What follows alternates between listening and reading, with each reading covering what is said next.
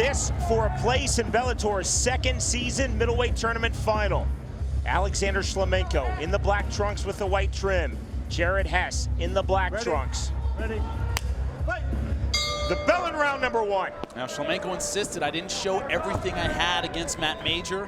I have some surprises for Jared Hess. Let's see if that's the case.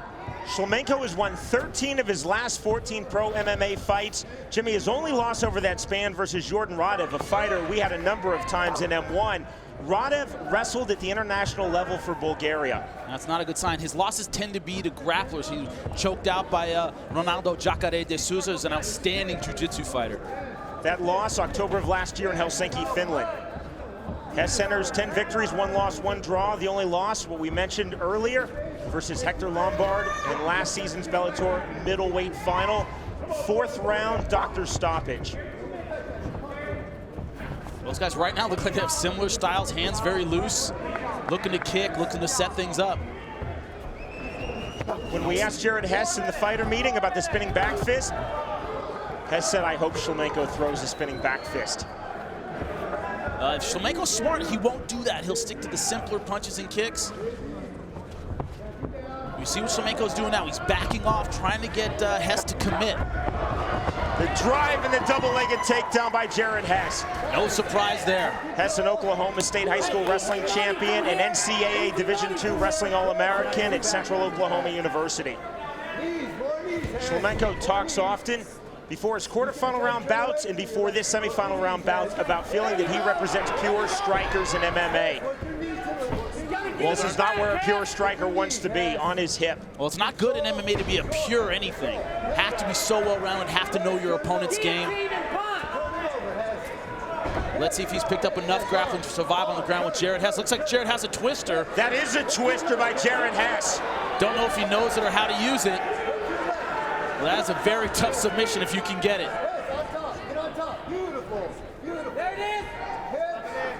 Composure from Shlemenko. This is going to be a very telling sequence. Can he get out of these kinds of positions with Jared Hess?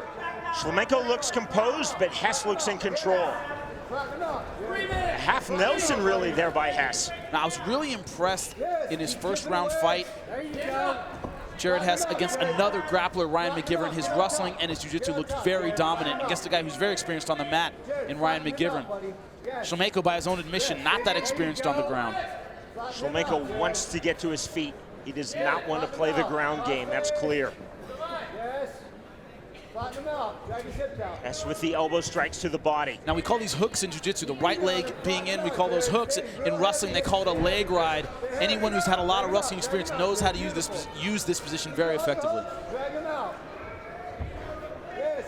Hess thinking about the rear naked choke. Again, that's really a half Nelson there, Jimmy. And just cranking on the neck. Now has both hooks in.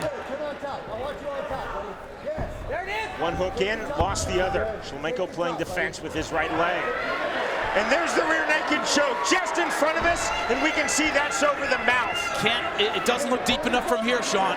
That's about 2 feet in front of our commentary position. Hess did not have it sunk in. Shlemenko so far just really surviving on guts.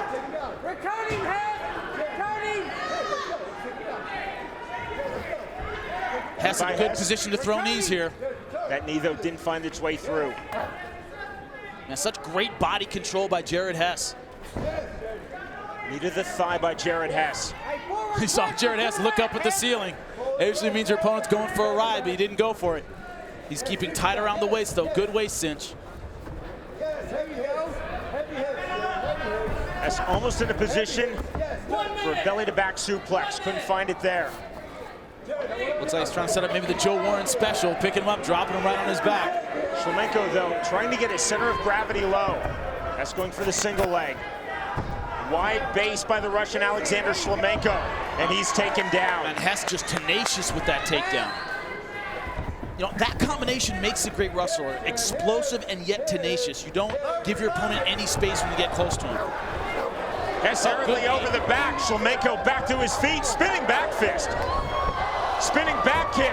Hess was waiting for it, drives the takedown. Shlemenko went briefly for a Kimura there. Now going for the omoplata. Hess doing a good job trying to step over. make no mistake, this position favors Jared Hess. And this is the position we've been in most of this round, on the ground with Hess on top. We're headed to round number 2.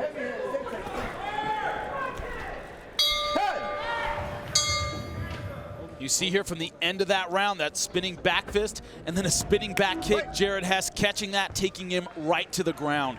Those spinning moves, like I said in the beginning, just aren't going to work against a grappler like Jared Hess. Now going tight for the guillotine. Shlemenko looking to finish with the guillotine. And Hess is straining, trying to get out of that, and he does. Round number 2, Bellator's first middleweight semifinal. This is Bellator 20 from the Majestic Theater in San Antonio, Texas. Alexander Shlemenko in the black trunks with the white trim. Jared Hess is in the black trunks. Now, when Matt Major took Shlemenko down in the first fight because of a missed spinning back kick, you know, he didn't try to do that much from the bottom. He pretty much opened his guard and waited, you know, kind of waited out the round because he was winning by such a large margin. He can't do that against Jared Hess. He has to be very active from the bottom, and I don't know if he has the ground skills to do that. You know, it's easy to stall. When you're ahead, you can wait. When you're behind, you got to do something. Jared Hess is not the kind of guy you can just wait out. He's very busy with his ground and pound and his submissions. Low close guard by Alexander Shlemenko. Then opens his guard, looking for the reposition of the ankles. Shlemenko really keeping that guard low. Left hand got through by Hess. That was nice.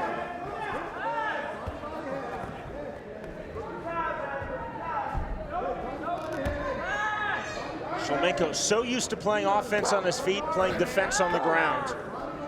But against someone like Hess who gets the takedown so early, I mean, he was taken out on the first minute of this round.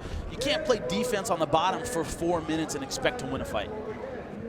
You know, if you're winning the stand-up war like you was with Matt Major for 4.5 minutes, you get taken down at the end, okay, you can kill 30 seconds or a minute and still know that the round is in your pocket. With a guy like Hess who's going to come out straight from the get-go and take you down, lying on your back's not going to do it. Jimmy, if you're in the corner of Alexander Shlemenko, and if you speak Russian, what are you saying to your man?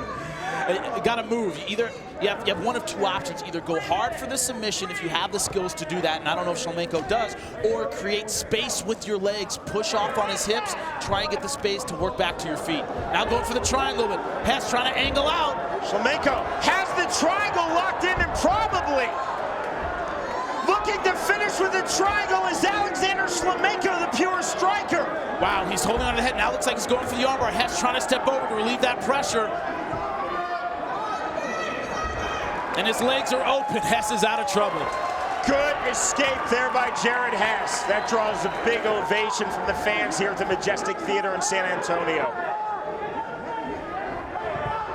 Now a rear naked choke attempt by Jared Hess, going for his own submission here in round 2. Couldn't find it. 2 minutes. You got 2. Get his head away from the cage. Hess with that rustling base, it's so hard to get a rustler off of you or submit them. It's so difficult. Their positioning is so good. Looks now like he's going for a leg lock, going for a heel hook. Don't think he's going to get Jared Hess with this. I think his leg is mostly out. Shlemenko has no sambo experience, but there's a sambo lock. That is tight. And again, Hess gets out. No, that leg was just too far out from the beginning to really endanger Hess. I think he was good from the start, just trying to pull that leg out and get a better position, which is where he is now. Credit Shlemenko, he cannot stand and throw his wild strikes, his unorthodox strikes, so he is looking for submissions. But he's fairly clever with his legs on the ground. Yeah, but the inexperience he's showing is in these interim, these transitional positions. You go for the leg lock while the guy's defending. Once it's gone, get up. He held on to it a little too long and ended up on the bottom again. That's what happened with the armbar triangle combination. That's what happened with the heel hook. When you're experienced on the ground, when you know it's done and you can't get the submission, in those little tiny gaps, get up while he's defending, and he's not doing that. As trying to sit up, posture up, and let go with the strikes. Again, you see Shlemenko. He's looking for a triangle, nowhere close to finding it. Again, keeping a really tight, low guard, really below the waistline of Jared Hess. Now opening his guard. You know, wrestlers do that all the time. They fake the strike. They don't really intend to even hit you. They just want to set up their takedown. Strikers need to kind of do that in reverse. Go for a submission, even if you don't intend to get it. But as your opponent's defending or scrambling, that's your exit to get up. That's what Shlemenko has to do. At this stage in his quarterfinal round victory versus Matt Major, Alexander Shlemenko had thrown what, Jimmy? 25, 30, 35 spinning back fists? At least. He's thrown one versus Jared Hess thus far. Different kind of opponent, different kind of strategy. Dying seconds of round number 2. We are headed to a third and final round.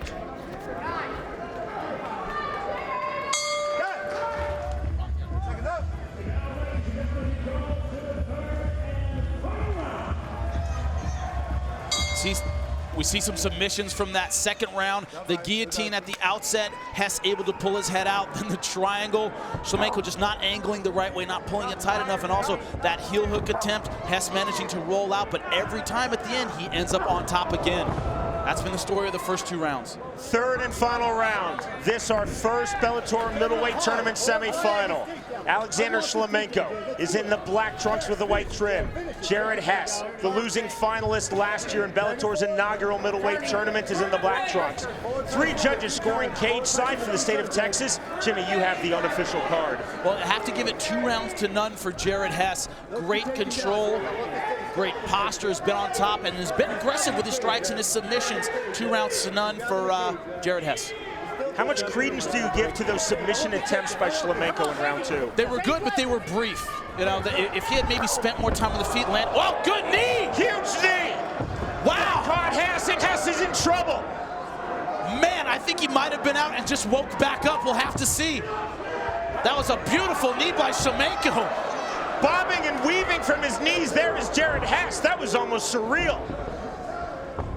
Shlemenko told us that he wanted to finish with a flying knee. But this is not where Shlemenko wants to be, which is getting into grappling mode. Jared Hess can survive on instinct from here. He needs to stand up and get this back on the feet. Wasn't quite a flying knee, but it was a devastating knee. Man, I think that really cost Shlemenko there. He went to that front headlock position, shut him down. A guy like Jared Hess can survive there on instinct. He's grappled so much. He can grapple, you know, even if he's half out of it. He needed to stand back up and make this a kickboxing match again. But now they're on the ground, and that's Jared Hess's world. Hess now closing his guard. Hess trying to throw punches from flat on his back. Shlemenko body head there with the left. Shlemenko scooping the leg. You wonder if he'll invite Hess to stand up, and that's just what he's going to do. Wow, Hess is rocked. Referee might stop this. And he does! There's the stoppage! There is the stoppage from referee John Shorley! And just like that, Alexander Shlemenko is through to the final. He's saying something about his leg. He says his leg is hurt. He cannot stand up. Referee saw that he was wobbly on that leg and stopped the fight. I thought he wasn't getting up because he was rocked, but the referee's saying there's something wrong with his left leg. Doctor says he's not. Dislocated his knee. Doctor says the knee is dislocated. Oh my God! That knee is horribly dislocated. Good stoppage by the referee, Sean. Wow. Great stoppage by referee John Shorley to the protest of Jared Hess, but no, there's no protesting that. That knee is horribly dislocated. I think when Hess watches this tape, when his adrenaline goes away back to a normal level, he'll realize that this fight had to be stopped. He won't be walking when his adrenaline goes away, Sean, let alone protesting the fight. Victorious, 3rd round TKO due to a horrific injury of that man, Jared Hess. Ladies and gentlemen, due to a dislocated knee suffered by Jared Hess, the referee, John Shorley, upon the advice of our cage-side physician, waves a halt to this contest officially at 2 minutes, 20 seconds into round number 3. Therefore, the winner by TKO victory, and now a finalist in the Bellator tournament middleweight division, Alexander Shlemenko. Hey, what's up guys? This is Francis Ngannou. Subscribe now.